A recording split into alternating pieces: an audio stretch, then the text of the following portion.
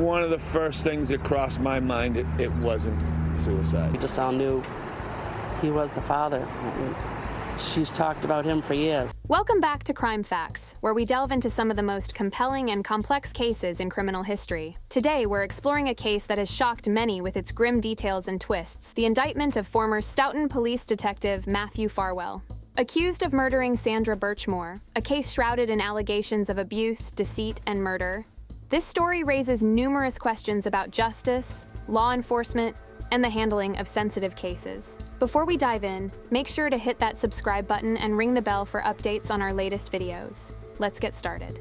The story begins with Sandra Birchmore, a 23-year-old whose tragic death has become the focal point of a federal indictment against former Stoughton police detective Matthew Farwell. Birchmore's death was initially ruled a suicide, but recent developments have challenged that conclusion, leading to Farwell's indictment on charges of killing her. Authorities allege that Farwell and Birchmore had a long, troubling relationship, beginning when she was just 12 years old and culminating in her death in early 2021. This relationship reportedly started with statutory rape and evolved into a complex and abusive dynamic. Birchmore's pregnancy in late 2020 allegedly triggered a series of events that culminated in her death. Let's break down the timeline of this disturbing case to understand how the events unfolded.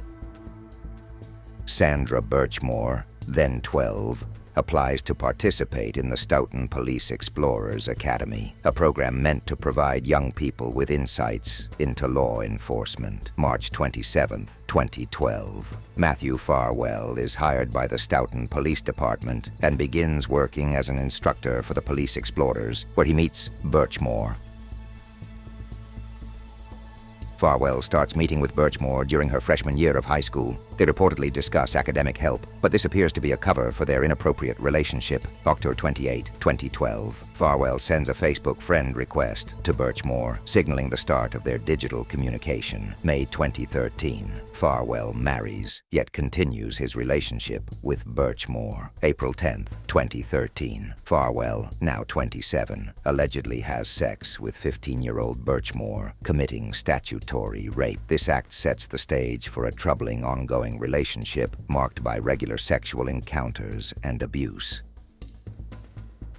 William Farwell, Matthew's twin brother, joins the Stoughton Police Department, becoming a colleague of Matthew Farwell. April 10, 2020. Farwell texts Birchmore, indicating a pattern of meeting up during work hours, further complicating his professional responsibilities with his personal misconduct. October 5, 2020. Birchmore reveals to a friend that Farwell had taken her virginity before she turned 16, and that their relationship had persisted for nearly a decade. Birchmore demands that Farwell agree to conceive a child with her, threatening to expose their relationship if he does not comply. Dec 28, 2020. Birchmore informs Farwell of her pregnancy and confronts him about their complicated relationship. They argue, and Farwell's response reveals his anger and frustration. Jan 2021.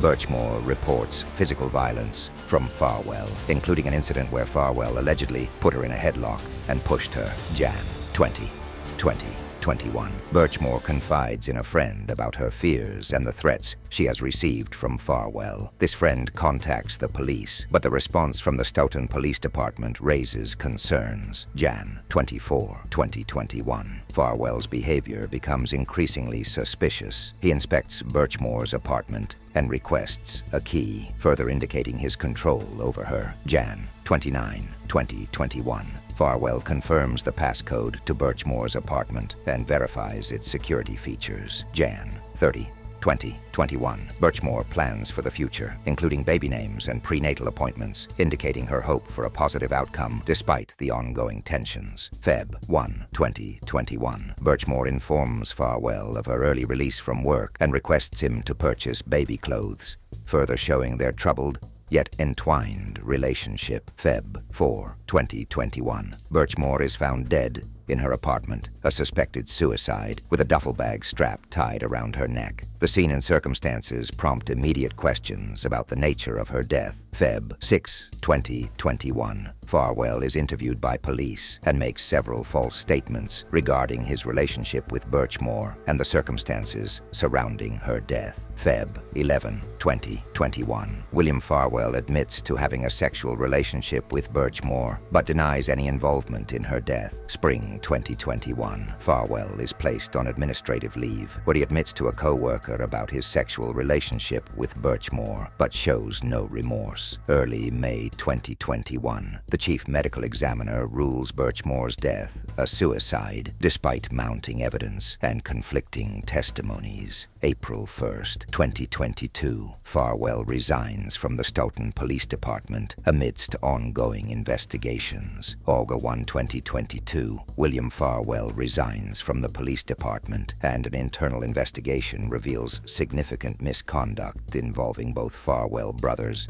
and a supervisor. Dec 29, 2022. Birchmore's estate files a wrongful death lawsuit accusing the Farwell brothers and their former supervisor of contributing to her death through a pattern of abuse and misconduct. March 21st, 2023. Matthew Farwell is decertified by the Post Commission, permanently barred from law enforcement in Massachusetts. June 18th, 2024. Forensic pathologist Michael Baden concludes that Birchmore was murdered, not a suicide, reopening the case and intensifying scrutiny. August 28, 2024. Farwell is federally indicted on charges of killing Birchmore, leading to his arrest and a not guilty plea. The Matthew Farwell case is a harrowing example of abuse of power and the failings of institutional responses. Farwell's actions, from his initial involvement with Birchmore to the alleged murder, showcase a disturbing abuse of authority and manipulation. The delay in reclassifying Birchmore's death from suicide to homicide